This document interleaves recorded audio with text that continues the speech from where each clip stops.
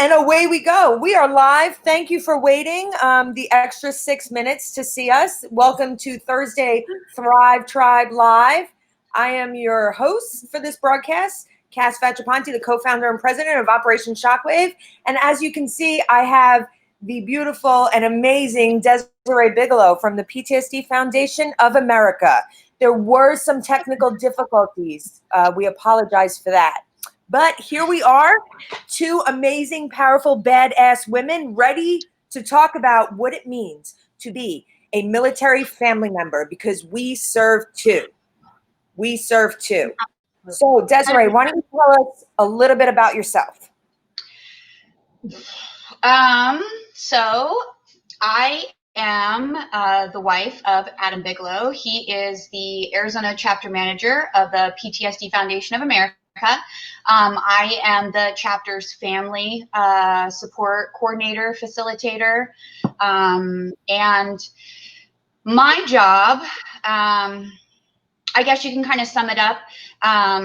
We try our hardest to be the type of people that we wish we would have had when we were really going through it. And so whatever that looks like, we're going to jump in. If we can possibly be the hands-on to help in that situation, that's what we're going to do. If we can't, then we will exhaust all resources and find somebody who can. And that, no limit to what that really entails. So, yeah. So what do you mean by we tried to be the people that we had when we were in? Because that resonates with me, and I'm pretty sure I know what you're talking about, but can you kind of flesh that out for us? Absolutely. So we have, so we're a family of six. We have 4 kids. We are Army veterans, and we're also, I'm an Arizona native. Adam's practically an Arizona native, but we've known each other since we were 9 years old. We met in 4th grade. We grew up together. We went to school from 4th grade till graduation of high school. We've known each other forever. So anyways, just like every other family, we have had our trials and tribulations, and especially military related. And this is a world that when you live in, if you don't have resources that come from that same environment, it's just not the same. They can't offer the same sort of assistance. They can't offer the same understanding.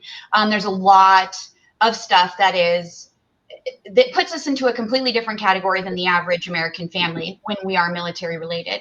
So when I say we try to be the type of people that we wish we would have had, whatever that looks like, somebody who we can call at any point in time and just vent to, somebody that we know we can call and literally just transparently bare our souls to. We know that there's going to be no judgment there.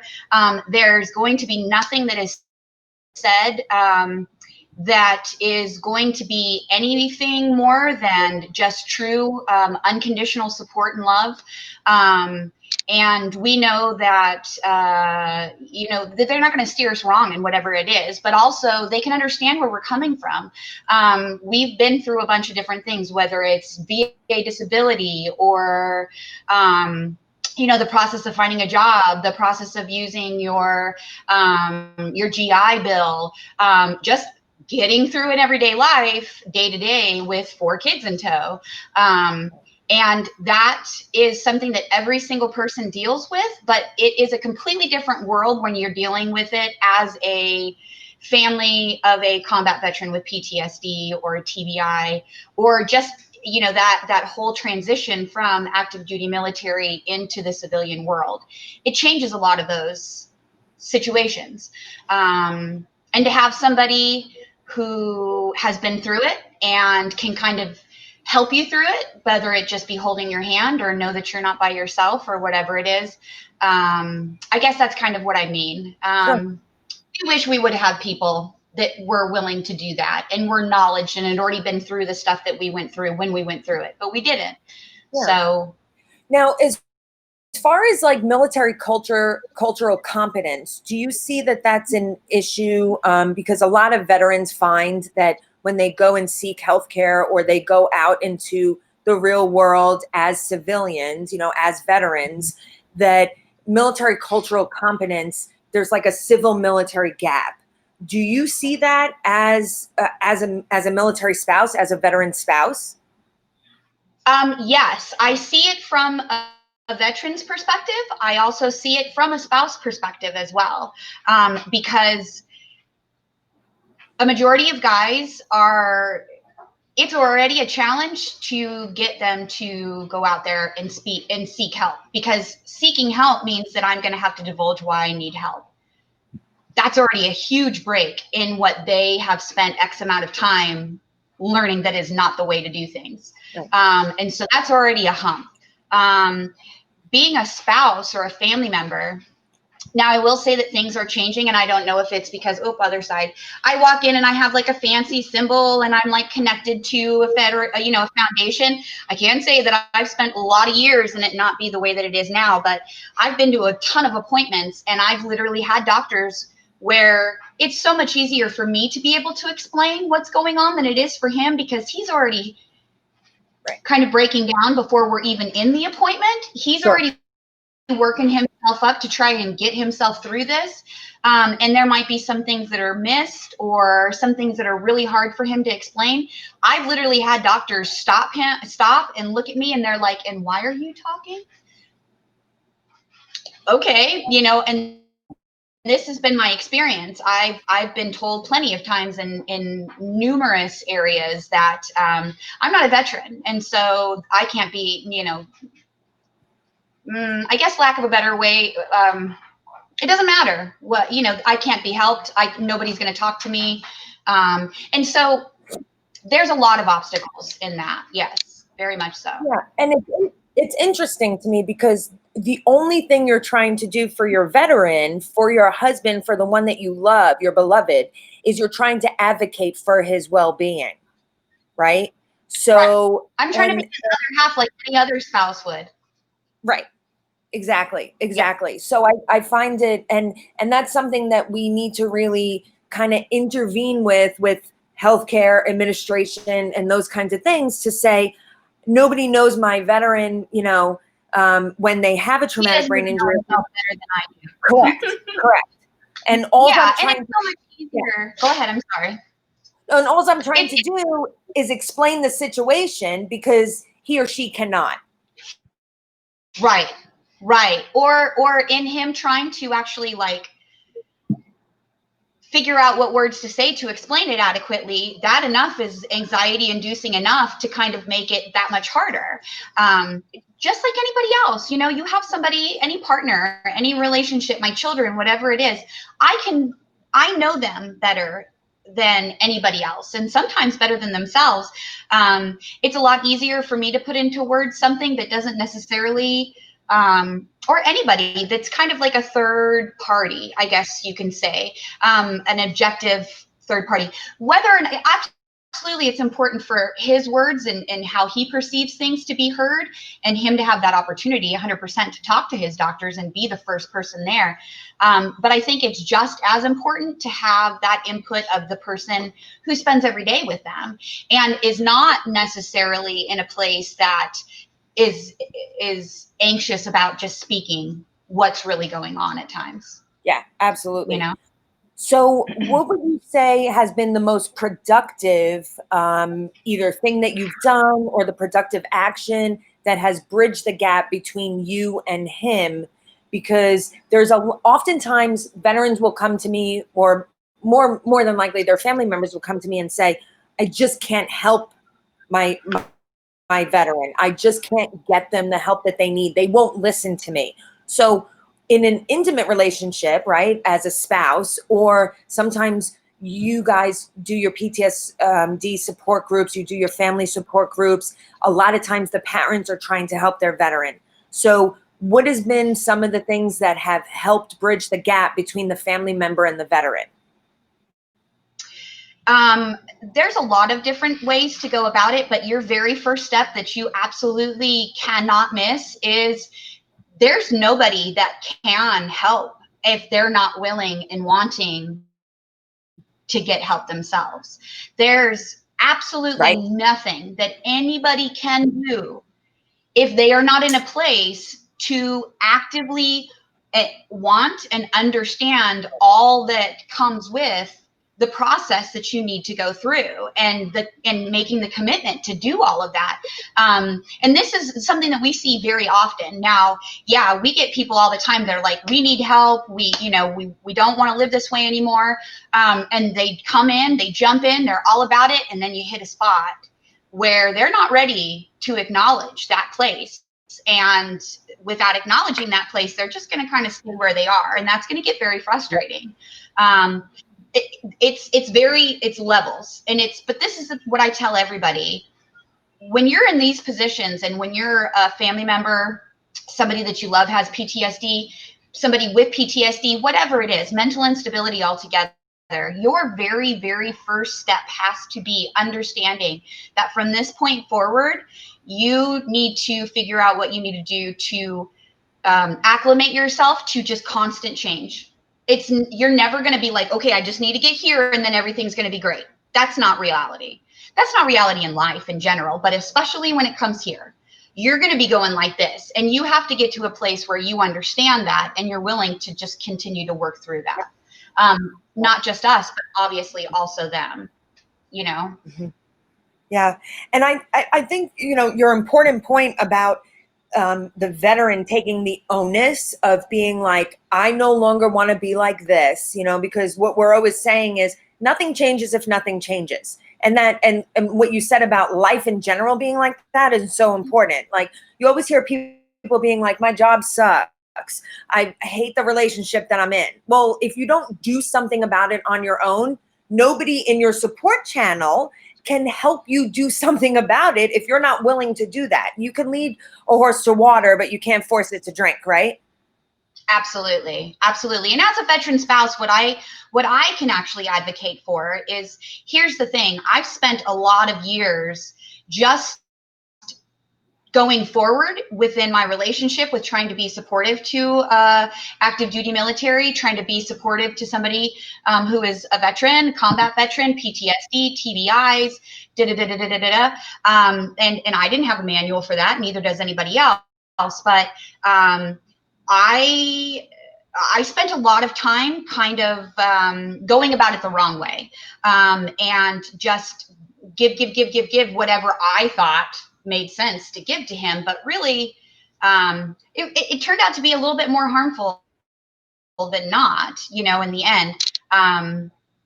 You have to understand that the responsibility is both people's place. You have to take responsibility, and you have to do some serious self-inventory, and you have to be willing to do that, and you have to be honest with yourself before you can be honest to somebody else, and especially before you can expect honesty from the other person as well. It's not an easy road, and when you kind of go at it for a period of time on your own, and then you kind of learn where your mistakes are, now you've got a little bit more work to do too, right. Because of all that time. We have spent a very long time, and just like everybody else, we've made mistakes for sure. But they're all out of love. And what we kind of go, when we hit a certain point, we kind of just say, all right, it's time to go back to the basics. Just cut everything else out and let's just go back to the basics. And all that is transparent, blatant honesty and communication, and holding each other accountable to that. Just like any other relationship. I mean, really. Absolutely. And that's what I was going to say, that when you're talking about transparency, honesty, and communication, that's what, the military is kind of based on that too, right? Like, shoot, move, and communicate. Like, if we're not being transparent with our equipment, what we have as far as supplies, where our location is, and honest about it, and then communicating that up. It's kind of interesting how getting back to the basics in just life and an intimate relationship, communication. And then, so the interesting thing about veterans, and you hear this all the time, is we're always grouped. All veterans are like this. All veterans have PTSD. All veterans are crazy. All veterans are blah, blah, blah, blah, blah, right?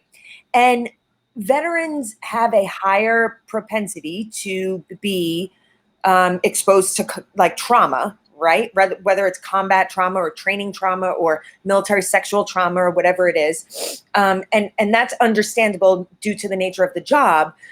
But what I'm trying to get at is there's a sense of when you go through a traumatic experience that you stuff all that down. So talk a little bit about communication. You guys do your groups, right? And there's a language barrier because of the culture between the spouse or the partner or the family member. You just don't understand what I'm talking about because I'm using different language. How do you get across when you're a veteran and I mean, you don't even understand the language that I'm talking? Well, to a certain degree. And here's the thing, that whole not understanding the language part, there's two things to say that. So then teach me. So then tell me. I can adapt. Like, look at me. I can adapt just like you can. I am not even just capable, but I am more than willing to understand. You just have to go through the process of explaining that to me. And I can pick up real quick because I've been a part of all of this for a long time as well. What you were saying as far as like going back to the basics in the military, yes, that is a core staple in the military, but that comes with exceptions. And one of the biggest exceptions to that is that is something that you guys do. And you also at the same time protect your bubble of active duty military, and you keep everything outside of that bubble far away from all of that, because this is like in-home business and this is in-home information and it doesn't need to be shared. And there's that's really hard when you transfer into the civilian world, because your guys' train of thought of keep it simple and da-da-da-da and the basics and this is what you need and this is how you do it and da-da-da, that doesn't translate into the real world, especially because you guys have that knowledge and that foundation built in a core unit. So when you take that core unit away and he's just standing here by himself, he doesn't know how to accomplish that, and he doesn't even know why. Like it's hard for them to understand why it's so hard for them to accomplish those things. I've been doing these for years. Well, yeah, you've been doing them as a core unit, with a core support and a team, and then now you don't have that team, and everybody else around you isn't really eligible to be a part of your new team because we're not veterans. We're not military. And that's the thing for me, is like, why doesn't that translate to the family unit, right? Because you have the family within the military, you have the family here. And from day one, as a service member, you're given responsibility and accountability, and you're a leader. I don't care if you served as a private or you served as a general officer, everybody is a leader with responsibility and accountability. So when you transition from military service, that level of responsibility and accountability, performance, conduct, appearance, right? The sense of like, I shouldn't be disheveled, all of that should transition with you. So for me, it's like, why does that all schlep off? And I understand as a person with a diagnosis of mental illness, PTSD, all that kind of stuff, there is a level that has to be, you have to traverse through that, right? You sometimes like the PTSD gets in the way. I get that. I had an incident in February where you couldn't talk to me for 3 weeks, but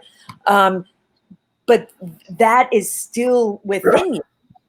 You're still the responsibility and accountability.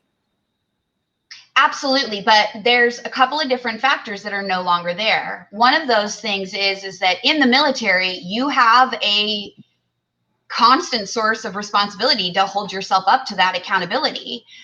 That's no longer there when you're gone. So that's one thing that I feel a lot of people struggle with. The other thing is this: if you are somebody who is a spouse or a family member of an active duty military, my job, say as a spouse, is this: I stand proudly behind him in support. And I go along with his commitment to our country, whatever that looks like. And I also have very strict rules and regulations that I have to follow while he's active duty. And so that's my job. I stand behind him and I support him 100%. Now, when we're no longer in the military, that position of me no longer standing behind him and kind of being put up to stand next to him and walk forward together is a misstep that a lot of people miss. And it's a concept that a lot of people don't even think of. We're just so used to things being the way that they are. Right. And, so when that step is missed, that I'm no longer standing behind him, I'm standing next to him, and we are together, a, unified movement going together, that causes conflict, and it causes issues, and it causes questioning and insecurity and all this other stuff. But the other part about that is say, for example, we were, diagnosed, we got the diagnosis, and he was flagged with PTSD while we were still active duty, members. And so, I always say PTSD is like secondhand smoke. If you live in a house with somebody who's a 2-pack a day smoker, they smoke in the house, they smoke in the car, they smoke wherever it is, you are going to suffer adverse health effects because of that. PTSD is the same way. And PTSD does not discriminate. You don't need to be a veteran to have PTSD. Nope. And here's the other thing too. It seems to be a very, very common thing for women who actually stay in committed relationships with men who are in the military to be of a certain personality themselves. I was diagnosed with complex PTSD before Adam even received his diagnosis. I also have a diagnosis of ADHD. Unfortunately, not the hyperactive. I'm always exhausted, but I'm hyperattentive, which means that I will tunnel vision into things, and I'll literally lose all spans of time if there's something that I am super interested in, which causes a lot of problems at times. But I also have and suffer from some pretty severe mental disabilities as well, mental issues. There is a place when you're active duty to where you, just like them, you need to put all of that aside, and you just need to do what you need to do, because this is what you are being held accountable for, what you're being held accountable to accomplish, together, separate, apart, whatever it is. When that accountability is kind of gone, we will continue, especially with a diagnosis, to be the people who we usually tend to be fixers, I like to call them, healers, fixers. We swoop in and we try to do what we can to be there to be supportive. But in that, we also start losing our own stability in our mental health. And a lot of us find that actually comes to be a pretty bad place to when we actually realize that we need to start getting some help as well. So I always say, in my family, I am like that main support beam in my family. And all of my, my husband, my kids, my job, everything is above me. And I am that main support beam. But I can't do any of that if my foundation is a complete crumbling mess. It all just falls down. So one of my biggest things that I always say is this: help us so that we can help them. When it comes to the spouses, the family members, things like this, the services, the availability, the opportunity for us to get that help, it's not there. But we can find very, very easily things that will just instill that fact of us not having that same support. And almost to a point where a couple of times I've been like, well, I guess I just don't matter. So, and because of me being in that state of mind, which is a very, very, very common state of mind for a lot of spouses, especially spouses with PTSD, that becomes something that's really hard to deal with. And when we look in the grand scheme of things, and when we know we need help, but there's very limited resources for us to actually get that help, that sometimes becomes a very big part of resentment and things that we hold against them, even though it's not their fault. But we're like, well, look at all this stuff that you have available, and you're not taking advantage of that. I would totally take advantage of that. But along with that also causes a lot of problems in our mental stability, in our relationship to period. Like, you want my husband to get better? Help me get better. Yeah. You want my husband to get better? Help me go through college. Help me find a job. I've had to spend, every 3 years switching around, and I don't have an established career because we move, So you want him to help? Get me off his back by offering services to me to help stabilize me. You know what I mean? Yeah. Like, I've said that so many times, you know. One of the main reasons is when I was talking about PTSD and how it's like secondhand smoke, I speak in analogies. That's another really good way for spouses to communicate with veterans, for a lot of reasons. Because I deal with instability myself, it helps me actually be able to verbalize and get the thoughts in my head out adequately and feel like they're being adequately expressed. But it also helps him understand them, because if I can speak about something and take him out of the equation personally, the chances of him actually retaining that information are probably going to be a lot better. But so my analogy for this is, imagine you have a veteran who's struggling. He's got PTSD and he's a drug user. Now that spouse, she's going to absolutely do anything that she possibly can to connect to him and to make him feel like he's not alone. And if that entails her starting to do drugs with him too, so that she can at least share something with him, so that she knows that he's okay, he's not alone, she knows where he's at, he's not going to hurt himself, she can be there, then she's going to do that. And he's going to let her do that, because that is something that he will share with her, because he doesn't need to feel bad about it if she's doing it too. So here's what's normally the way that it works. And this is a scenario, but very much how it works. Something happens and that veteran sooner or later is going to get maybe in trouble or get hurt or something like that. And because he's a veteran, he's going to have all of these options thrown at him outside of being, you know, say go to jail or get punished if it's getting in trouble with the law. So you're going to send him off to a program. He's going to get clean and sober. He's going to get all the tools that he needs. And they're going to tell him, all right, you're good to go. You have everything that you need to go forward. Now you're going to send him back home to a drug user. How long do you think he's going to stay sober? Exactly. And how long do you think that she is not going to hold him? The only reason why she's a drug user is because of him. But the last thing that she actually wants to say is that I am this way because of you, because that's not the way she looks at it. But there's really no other ways to explain why she's a drug user now.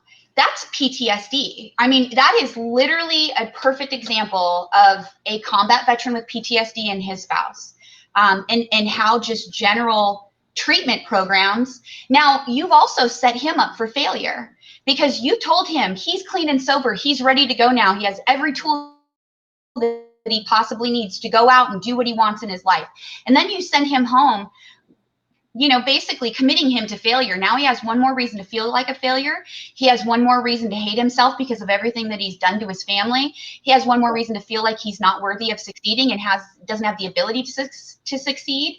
And he certainly doesn't have the ability to be a support for her to clean herself up now. It's just kind of how it works. Yeah. So, you know, nor could they afford to send her, now that they're veterans, right? Nor can they afford to send her to a rehabilitation. And that's where the whole effect of the secondhand smoke that you said with the complex PTSD, I mean, it is just an absolute atrocity when that happens. The thing that really gets my goat, right, that really chaps my butt is when we have the parents, you know, I mean, besides the spouse, but we have the parents that want to help and want to help and want to help. And they get so dragged down into that recurring spiral of just post-traumatic stress that they're constantly putting the veteran into rehab. They're constantly bailing them out of jail. They're constantly doing all of that. And then I'm like, what are you doing for you? Right? Because when they're the ones that are having to go to like Naranon or Anon or whatever it is, and they're just not getting the help and the relief, the healing that they need, it's like they're an afterthought to that. And it's definitely not the veteran's fault. It's not the veteran's fault, right? But like you said, where is the complete package? Because I have this saying, like, heal the veteran, heal the family. But we need to heal the family too. Like, there needs to be a specific program that happens. And there are some healing is not even something that can be done without the family.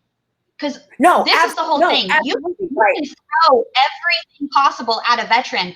All it's going to take is for him to be face to face with somebody that he loves, and he can see in their eyes everything that they're going through.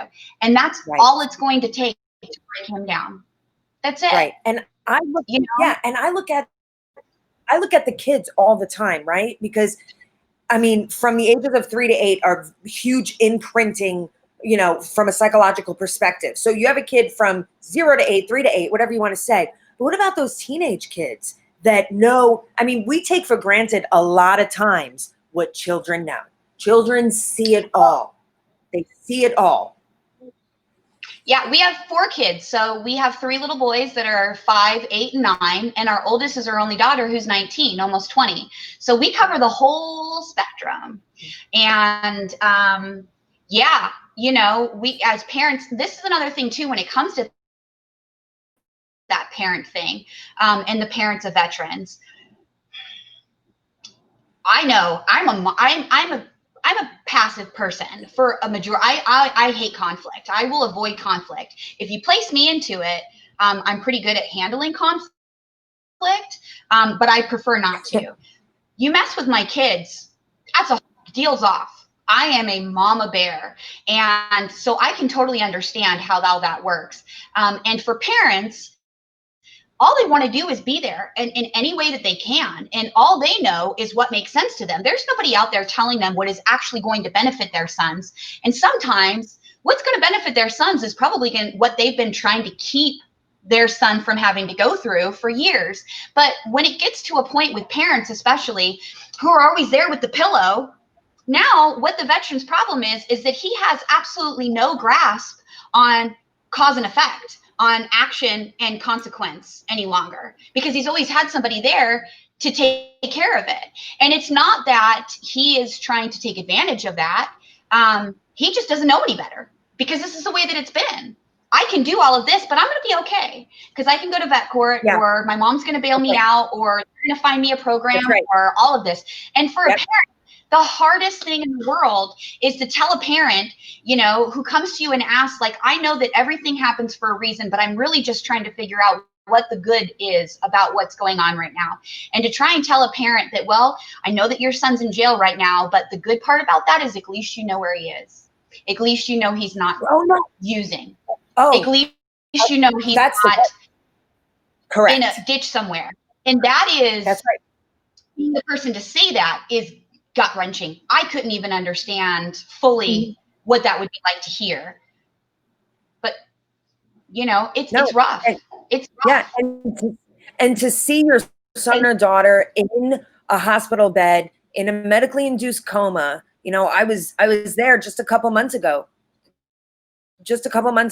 trying to help, and the mom and the spouse and everybody's trying to help. And it's like, it goes back to what we were talking about before, that if the veteran doesn't want to help themselves, you cannot help them. They need to be able to get there first, and then we rally around them. There's a comment that I don't know if you can speak on this, but the caregiver program is very helpful if you qualify. But there are tons of families and veterans who fall through the cracks because they don't qualify for those services. And it's so true. I had applied for the caregiver program because my ex-wife was 100% disabled.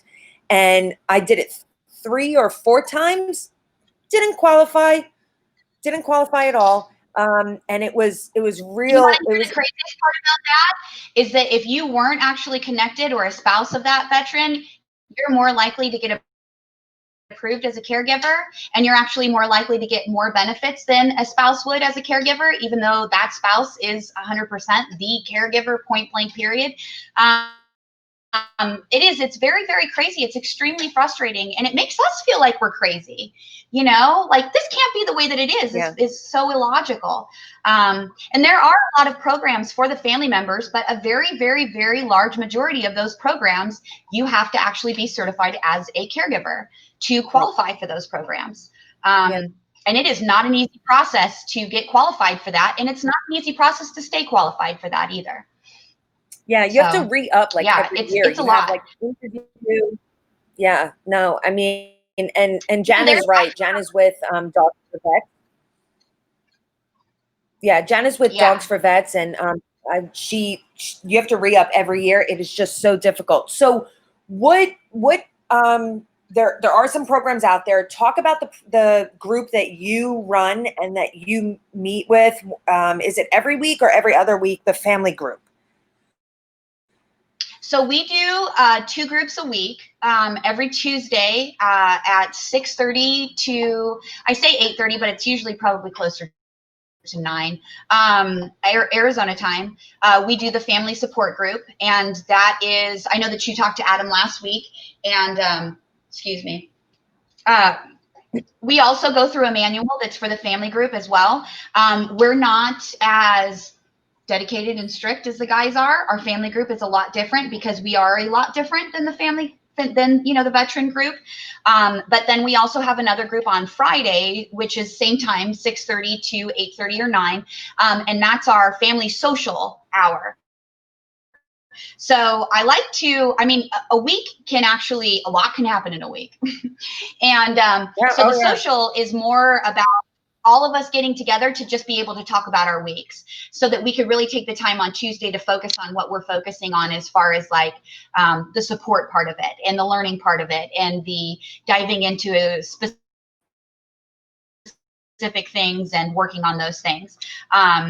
So what we do is, we're a group of family members and spouses, girlfriends, ex-wives, uncles, brothers, cousins, whatever, anybody over the age of 18, of service members who are going through it and they just need a support. They need a core unit.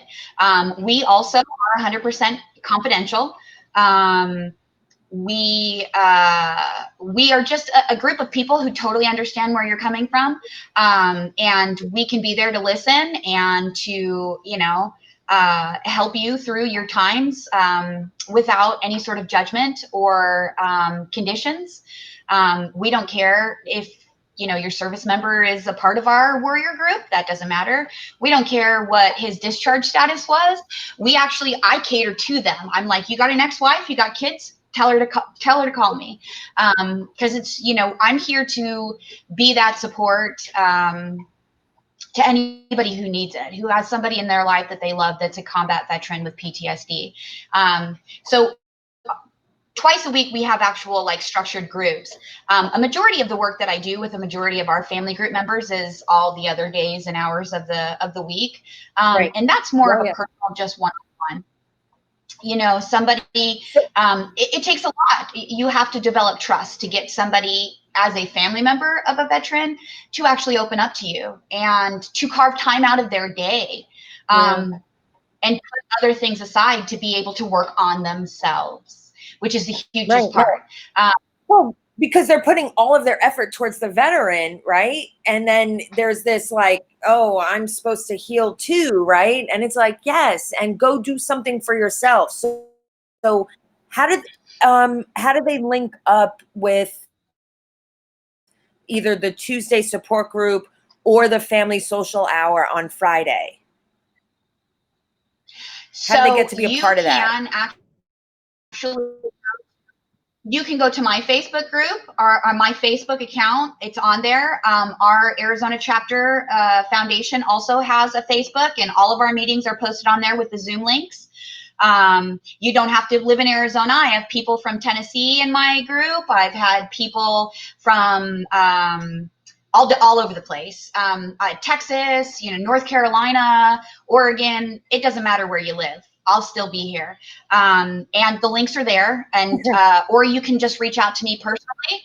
And my phone number and Adam's phone number is on there as well. I'm available 24/7. So we're around. We're super easy to find. Desiree Bigelow or Adam Bigelow. We're on Instagram as well. We're not really super big on social media. We're so old nowadays. It's so funny, but it's really hard to be on social media. It just really is, especially with everything that's going on right now. So, but yeah. What is the number one thing you would say to yourself back then when it was all at its height, right? You were going through what's going on with him, what's going on with me, the whole PTSD diagnosis before it was all like, what could you possibly say, which would be something that we would say to, a struggling veteran, a struggling spouse, a struggling mom? What do you wish those people, you're trying to be that person that you didn't have, right? So what's the number one thing you would have said to you? You're not alone. You're not the only person going through this. Yeah. You're not crazy for Right. it, but if you truly, truly want to help your veteran, you need to figure out how to keep yourself balanced. I've said this, I've been on a ton of planes before.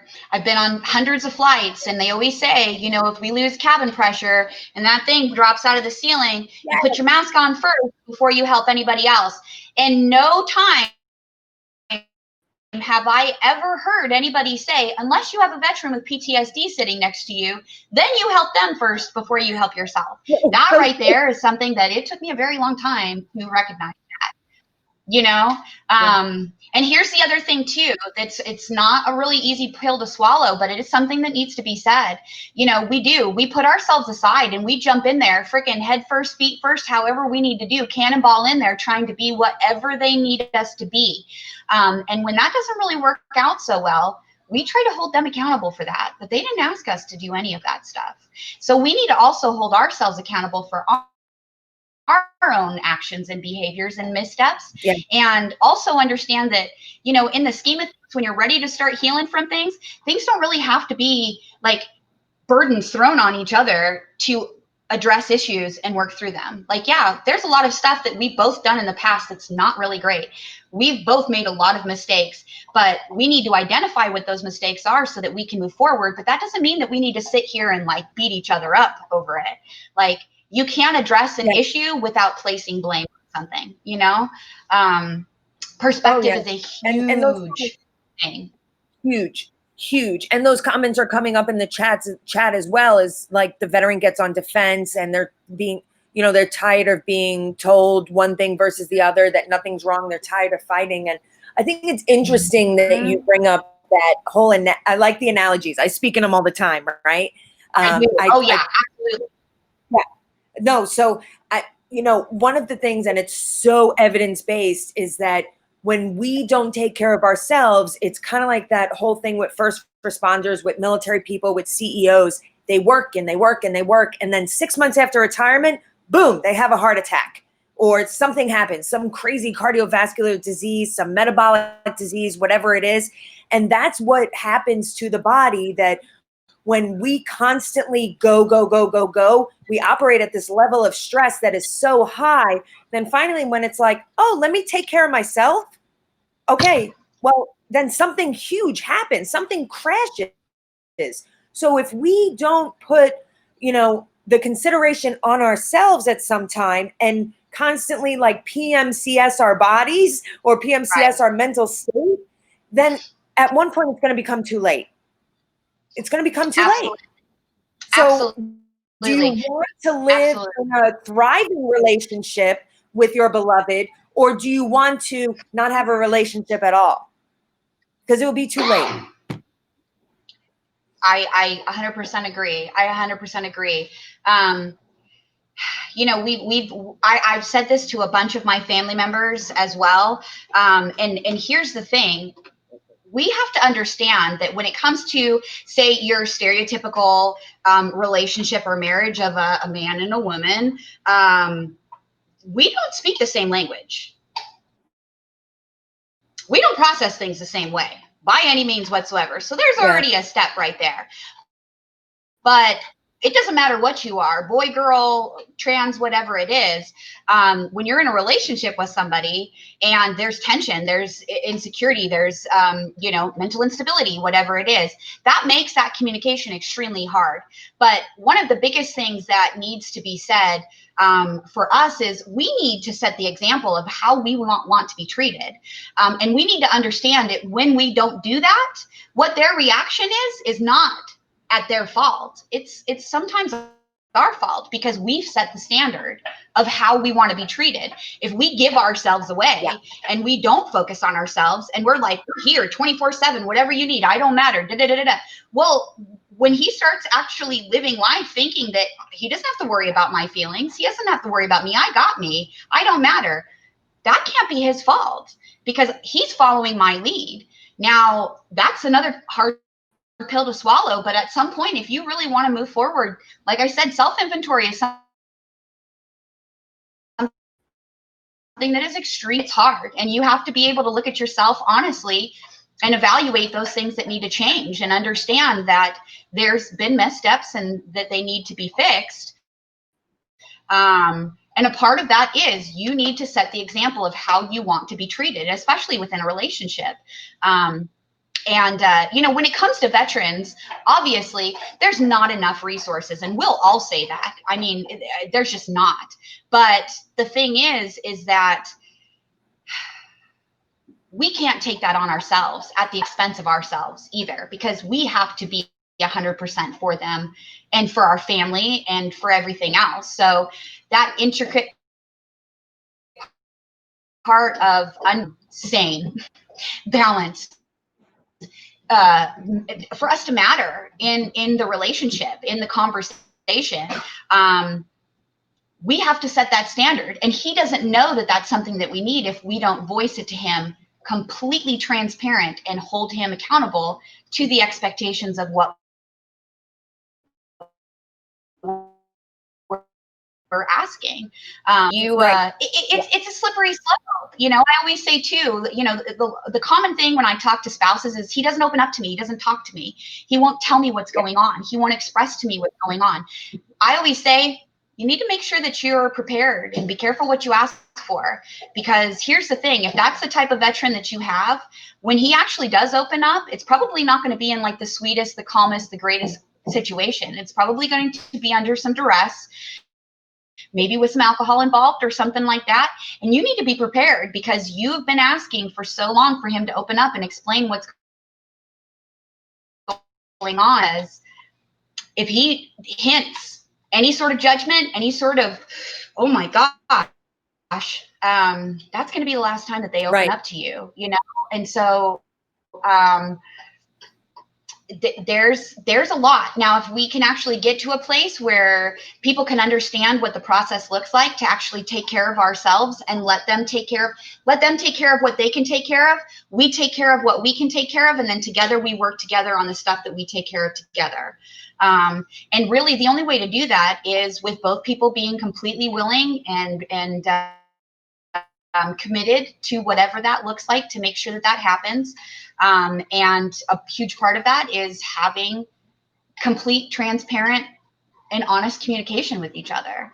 That's a huge step. It really just is. When it comes to that spouse who lacks the confidence, maybe because of their background or maybe because of the type of veteran that they're with, so that spouse, man or woman, who has, less self-esteem, they don't have that like alpha power within them to stand up for themselves. What is the advice that you give to them? Because the veteran is very overpowering. You don't understand. You won't get it. Leave me alone. I'm never going to change. Blah, blah, blah, blah. And you said, be prepared for what comes at, but they just don't have it in them. They're too scared, or they don't have the self-esteem because they came from overbearing parents or whatever it is. What's your advice? Yeah. The best thing for you to do is reach out to somebody like me. Find your support system. Because let me just tell you this, you're never going to find self-confidence given by him. Because that's not, you know what I mean? True self-confidence is exactly that. It's self-confidence. It's not somebody else's confidence given to you. And it has to be within yourself. Happiness, comfort, safety, security, confidence, all of those things are things that you have to find within yourself, because you can have all of those things, but those are temporary when they come from somebody else. And those are things that can be taken away like that. And when you have a core support system to help you with those things, to remind you of what the important things are, and you can hear those things, and you can have some and that they care about you.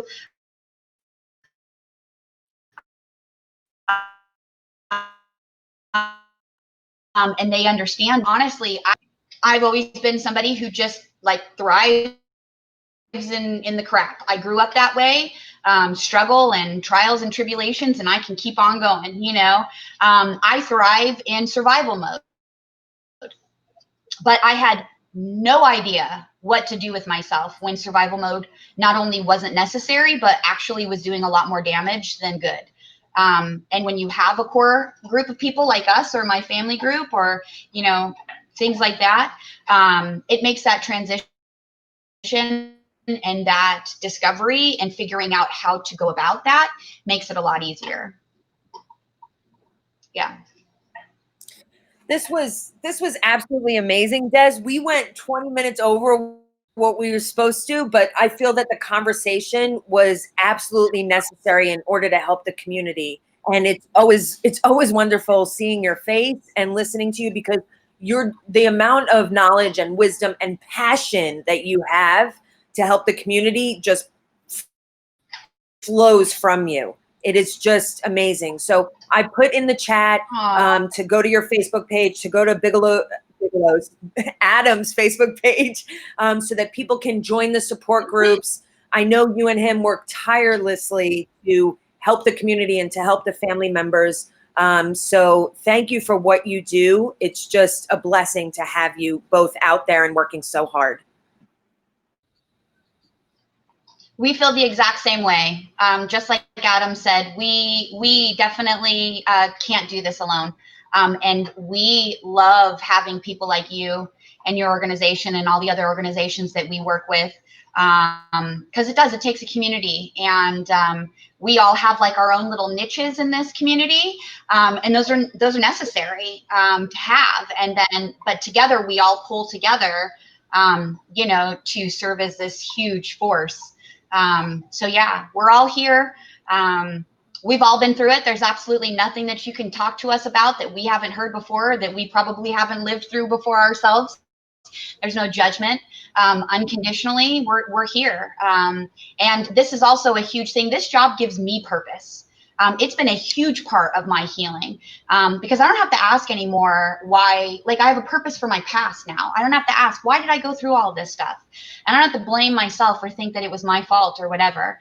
And that is a burden that I've never been able to take off my back until I got this position.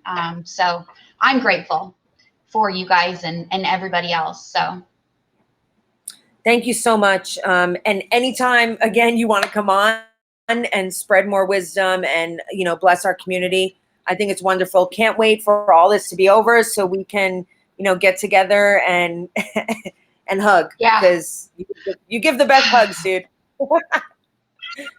Yeah, anytime. I love to talk. So I have a burning passion, and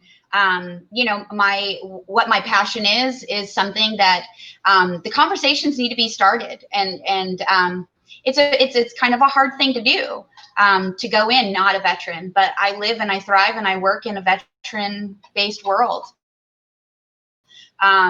So yeah, well, anytime. I'm 100%. I'm into it. Well, I mean, the comments coming up from the chat are just that everybody's loving this. They're saying it's probably the best chat we've ever had on a Thrive Tribe. So we're probably definitely going to have to do this again. Absolutely. All right. I'm totally down. Okay. All right. Thank you so much for having me. I love you guys. You guys have a good rest of your night.